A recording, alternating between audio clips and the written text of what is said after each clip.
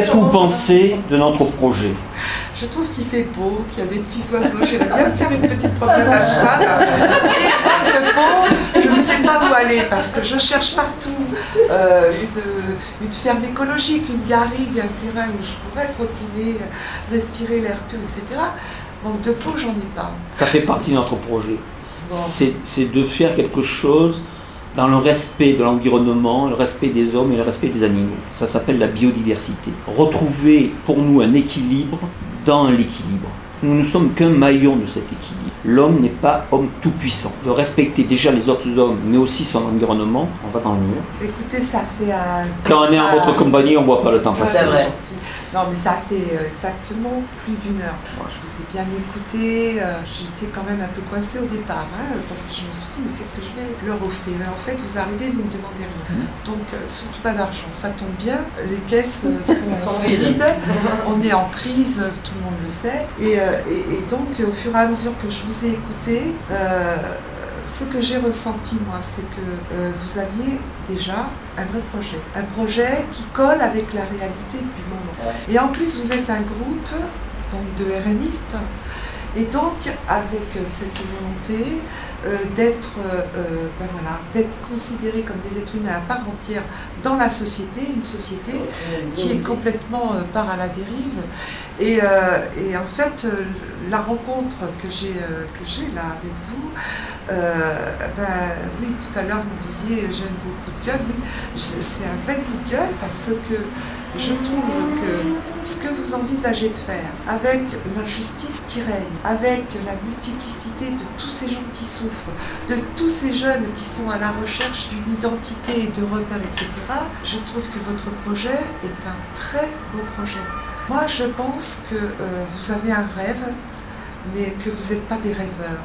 Et que, à travers tout ce que vous m'avez dit, même si moi je ne peux pas faire, simplement vous mettre en lien avec un élu du Conseil général, je pense que toute la transversalité traverse votre projet, mais avec la dimension première pour moi, qui n'est pas l'écologie, contrairement à vous dans vos têtes, mais qui est la dimension humaine, l'homme, la resociabilisation, la dignité, l'envie d'être debout. Voilà, c'est cette envie, moi, qui me frappe, qui est forte, et cette envie, vous l'avez, et parce que vous avez cette envie, moi je suis persuadée, et parce que vous avez plusieurs pistes aussi, je suis persuadée que votre projet va aboutir. En tout cas, je vous l'ai dit, je vais vous le redire, vous allez vous continuer à vous heurter à des portes qui vont se fermer ou des obstacles.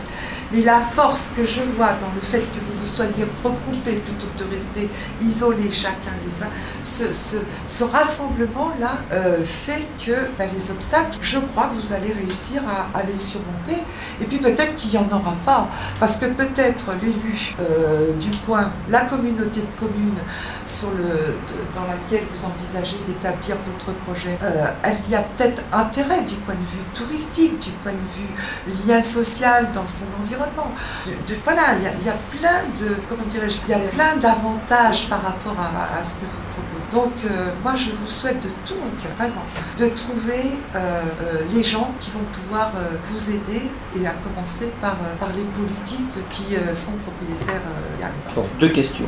Oui. Est-ce que vous êtes prête à nous faire une lettre? Deuxième question, est-ce que vous êtes prête à prendre le téléphone maintenant et à essayer d'avoir M. Liberty pour qu'on ait un rendez-vous? Là, je mets ma casquette d'élu politique, on va dire.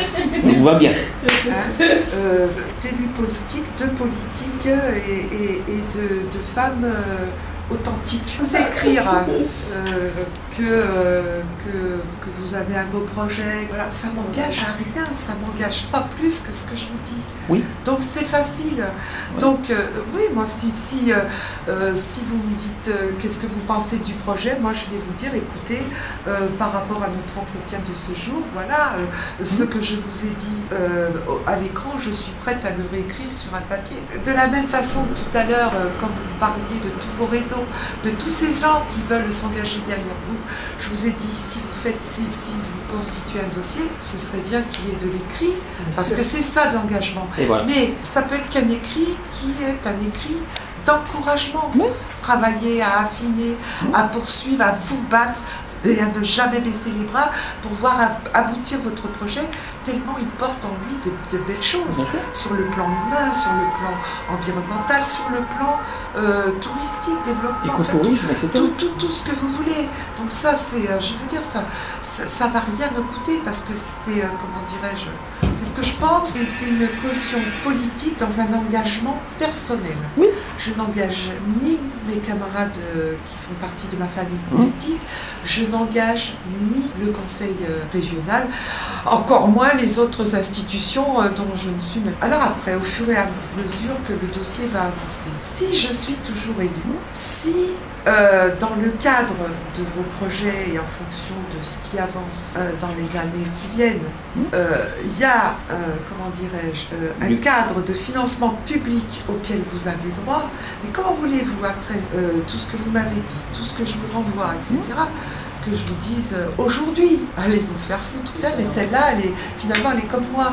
Et oui, ben voilà, il y a des élus qui sont d'abord et avant tout des citoyens. Des gens comme vous, qui aujourd'hui me démontrent, même à travers des regards, enfin, plus que de la démonstration, quoi. Vous hurlez l'envie, toujours le même mot qui me revient, parce que l'envie, elle est telle, mais elle est forte. De toute façon, vous êtes en train de vous battre. Ça aboutira. Ça mettra peut-être beaucoup plus de temps que vous voulez. Ça aboutira peut-être pas tout à fait dans la forme que vous souhaitez. Il y a quelque chose qui va aboutir vers ça. C'est l'union qui fait la force. Quoi. Cette envie, elle est individuelle, mais elle est surtout très collective. C'est pour ça que moi, vous allez aboutir à je sais pas quoi, mais vous allez aboutir obligatoirement. Enfin, pour moi, ça peut pas être autrement. Voilà, de continuer. C'est le mot clé de toute façon. La lutte, comme dirait Victor Hugo, c'est la vie. Merci Josiane Coloré. De rien, monsieur. Merci beaucoup.